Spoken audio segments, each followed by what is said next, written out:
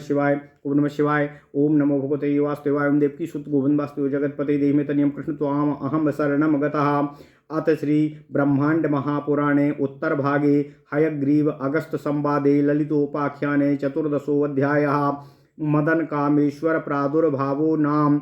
हयग्रीव उवाच एतस्मिन्नेव काले तु ब्रह्मा लोकपितामहः आजगामाथ देवेशीम दृष्टुकामो महर्षिभिः। ओम नमः शिवाय। ओम नमः शिवाय। ओम नमः शिवाय। आजगामो ततो विष्णुरारूढ़ो विनता सुतं शिवोऽपि वृषमारूढ़ः समायातोऽखिलेश्वरीम्। देवर्षयो नारदाद्या समाजगमुर्महेश्वरीम्। आययुस्तां महादेवीं सर्वे चाप्सरसां गणाः। विश्वावसु प्रभृतयोः गन्धर्वाश्चैव यक्षकाः। ब्रह्मणाथो समादिष्टो विश्वकर्मा विशामपतिः। चकार नगरम दिव्यम यथामरपुरम तथा ततो भगवती दुर्गाम सर्वमंत्राधिदेवता। विद्याधिदेवता श्यामा समाजगमातुरंबिकामो अब्रह्म्याद्या मातरश्चैव स्वास्वाभूतगणावृताः। सिद्धयो ह्याणि माद्याश्च योगिन्यश्चैव कोटिशः। भैरवाः क्षेत्रपालाश्च महाशास्ता गणाग्रणीः।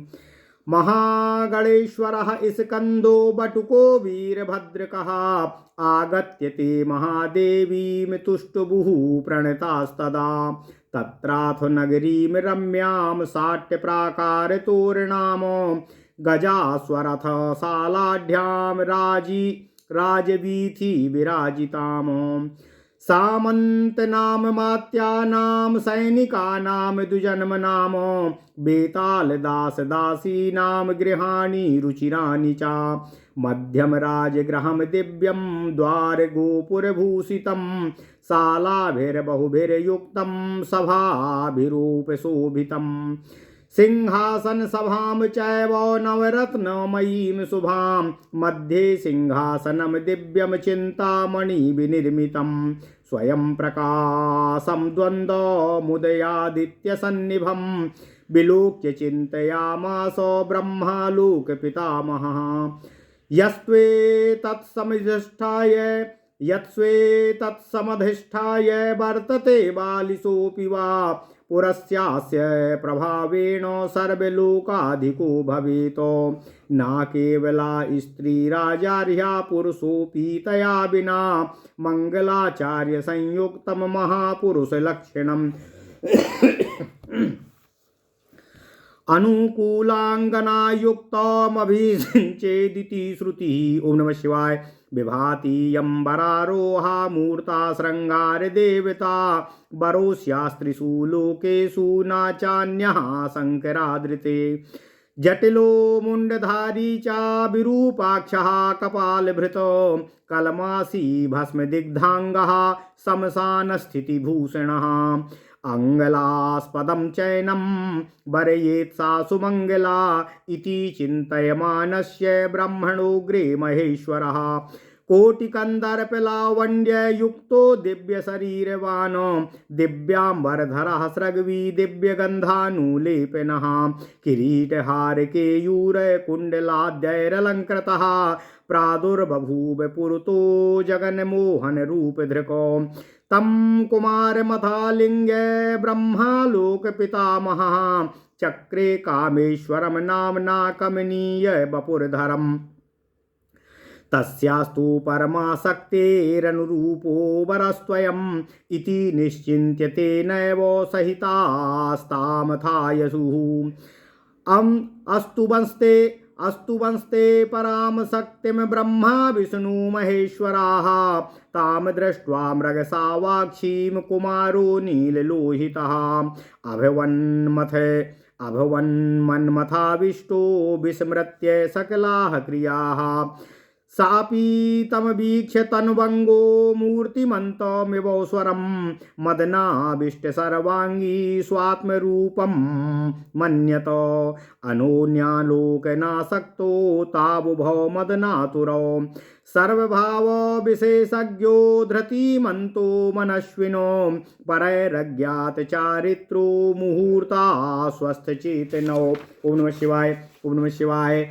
अथोवाच महादेवीं ब्रह्मालोकैकनायिकाम इमे देवाश्च ऋषयो गन्धर्वाप्सरसां गणाः त्वामीशां द्रष्टुमिच्छन्ति सप्रियां परमावहे को वानुरूपस्ते देवी प्रियो धन्य तमः पुमानो लोक संरक्षणार्थाय भजस्व पुरुषं परम राज्ञी भवपुरस्यास्य स्थिता भववरासने अभिषिक्तां महाभागैर्देवर्ष राज्ञी भवपुरस्यास्य स्थिता भववरासने अभिषिक्तां महाभागैर्देवार्षिभिर्कल्मषे साम्राज्य चिन्ह संयुक्तां सर्वाभरण संयुतां सप्रिया मानसगतां द्रष्टुमिच्छामहे वयम्। ओम नमः शिवाय। ओम नमः शिवाय। ओम नमः शिवाय। ओम नमो भगवते वासुदेवाय। ओम देवकी सुत गोविंद वासुदेव जगतपते देहि मे तनियम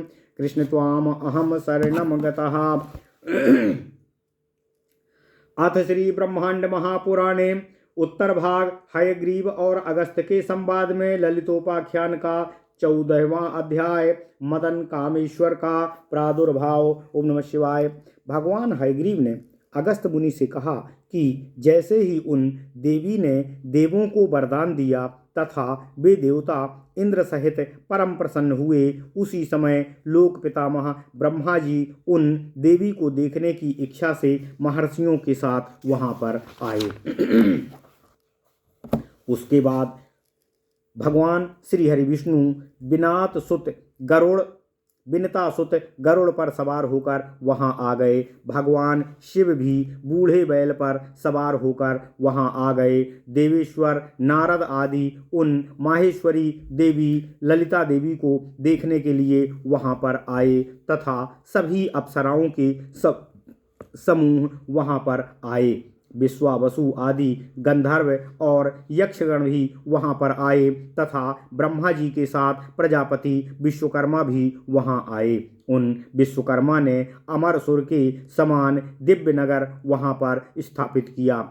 तब मंत्रों की देवी भगवती दुर्गा भी उनको देखने के लिए वहां आईं। विद्या की देवी श्यामा उन अंबिका को देखने के लिए आईं। ब्राह्मी आदि माताएं अपने अपने गणों से आवृत होकर उन ललिता देवी को देखने के लिए वहां आईं। अणिमा आदि 8 सिद्धियां और करोड़ों योगिनियां भैरव क्षेत्रपाल गणों के अग्रणी महाशिक्षक महागणेश्वर कार्तिकेय वीरभद्र बटुक आदि सब ने वहां आकर महादेवी को प्रसन्न किया और उनको प्रणाम किया। उसके बाद वहां अट्टालिकाओं से युक्त 4 दीवारी से घिरी हुई उस दिव्य नगरी थी जिसमें हाथी अश्व और रथों की शालाएं बनी हुई थीं तथा अनेकों राजमार्गों से वह नगरी सुशोभित थी। उस नगरी में सामंतों अमात्यगणों सैनिकों और ब्राह्मणों बेताल दास और दासियों के सुंदर सुंदर घर निर्मित किए गए थे। उस नगर के मध्य में द्वार और गोपुर से सुशोभित दिव्य राजगृह स्थापित किया गया था। उस राजगृह में अनेकों शालाओं वाले सभा भवन सुशोभित थे। वहां शुभ रत्नमय एक शुभ सिंहासन सभा थी। उस सिंहासन सभा के मध्य में एक दिव्य चिंतामणि से निर्मित सिंहासन था, जो सिंहासन सूर्य के समान स्वयं प्रकाशित हो रहा था तथा वह ऐसा था कि उनकी कहीं उपमा नहीं हो सकती थी। उस सिंहासन को देखकर लोक पितामह ब्रह्मा चिंता करने लगे कि जो यहाँ मूर्ख भी इस पर अधिष्ठित होकर इस नगर के प्रभाव से सब लोगों का स्वामी हो जाएगा, केवल स्त्री पुरुष के बिना राज्य के योग नहीं हो सकती तथा पुरुष भी स्त्री के बिना राज्याधिकारी नहीं होना चाहिए। शास्त्रों के अनुसार मंगलाचार से युक्त महापुरुष के लक्षणों वाले तथा अनुकूल स्त्री वाले पुरुष का ही अभिषेक होना चाहिए। यह विवाह के योग्य साक्षात श्रृंगार की मूर्ति सुशोभित हो रही है। शंकर जी के अलावा तीनों लोकों में इसके अनुरूप और कोई वर नहीं है। वे जटाओं वाले, गले में नरमुंडों की माला धारण करने वाले, विरूपाक्ष अर्थात 3 आंखों वाले, कपालधारी, कलमासी, शरीर पर शमशान की भस्म लगाने वाले, शमशान की हड्डियों की माला का आभूषण धारण करने वाले, वह सुमंगला उन अमंगल के चिन्हों से युक्त भगवान शंकर जी का वर्ण करे, यह कैसे संभव हो सकता है। ब्रह्मा जी इस प्रकार सोच ही रहे थे कि महेश्वर भगवान शिव जी ने ब्रह्मा के आगे ही करोड़ों कामदेव की सुंदरता से युक्त शरीर वाले हो गए।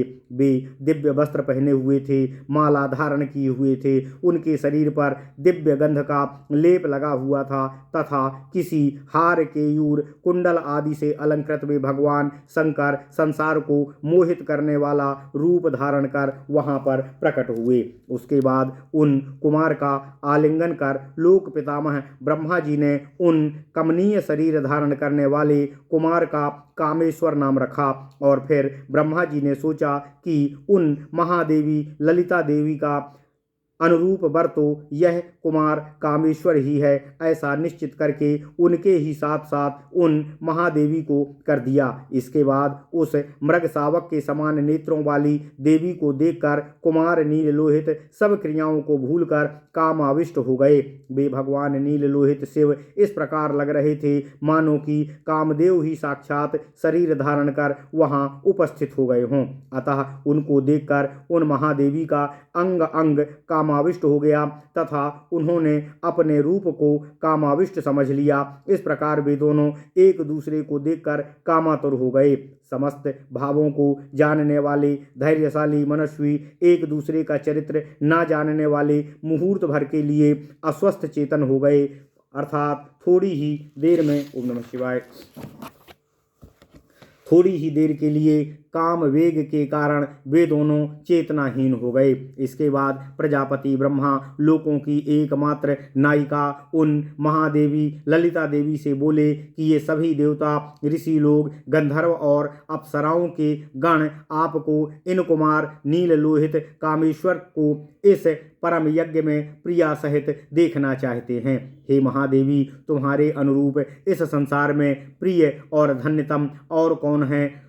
कौन ऐसा पुरुष हो सकता है? इसलिए संसार के संरक्षण के लिए आप इन परम पुरुष कुमार नील लोहित कामेश्वर भगवान शिव को स्वीकार कीजिए। अतः हे देवी, आपने सामने स्थित इस पुरुष की तुम रानी हो जाओ और इस श्रेष्ठ आसन पर विराजमान हो जाओ। हम सब महाभाग निष्पाप देवर्षियों द्वारा अभिषिक्त आपको साम्राज्य चिन्ह से संयुक्त सभी आभूषणों से युक्त अपने प्रिय सहित सिंहासन पर गई हुई देखना चाहते हैं। ओम नमः शिवाय। ओम नमः शिवाय। इति श्री ब्रह्मांडे महापुराणे उत्तरभागे हयग्रीव अगस्त्य संवादे ललितोपाख्याने मदन कामेश्वर प्रादुर्भावो नाम 14वां अध्यायः।